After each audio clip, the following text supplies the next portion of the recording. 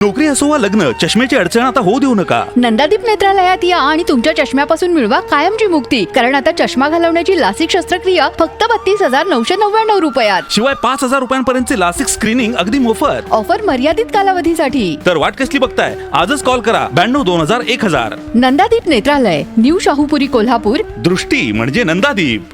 महायुतीची उपसमिती ठरवणार उमेदवारी कोणाला? कोल्हापूर महानगरपालिका निवडणुकीत महायुती एकत्र लढणार आहे. या निवडणुकीत महायुतीचा भगवा महापालिकेवर फडकविण्यासाठी महायुतीमधील सर्वच पक्षांचे एकमत झाले आहे.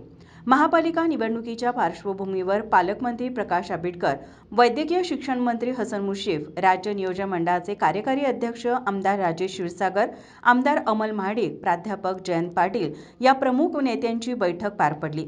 या बैठकीवेळी तिन्ही पक्षांची उपसमिती नेमण्याचा निर्णय घेण्यात आला. नेमलेली उपसमिती प्रत्येक प्रभागातील महायुतीच्या इलेक्टिव्ह मेरिट असणाऱ्या उमेदवारांची चाचपणी करणार आहेत.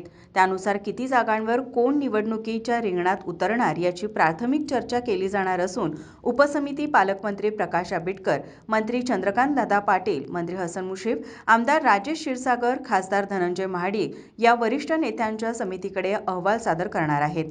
त्यानंतर वरिष्ठ नेत्यांकडून अंतिम जागा वाटपावर शिक्कामोर्तब करण्यात येणार आहे. त्यामुळे उमेदवारांचे भवितव्य उपसमितीच्या हाती असल्याचं चित्र सध्या पाहायला मिळत आहे.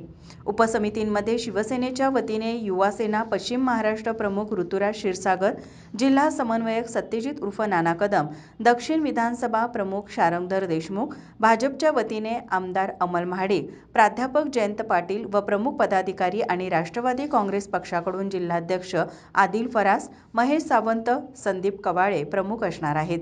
कोणत्याही परिस्थितीत महापालिकेवर महायुतीचा भगवा फडकविण्यासाठी एकसंघ राहण्याचा निर्णय या बैठकीत घेण्यात आला आहे. माझा महाराष्ट्र न्यूज, कोल्हापूर.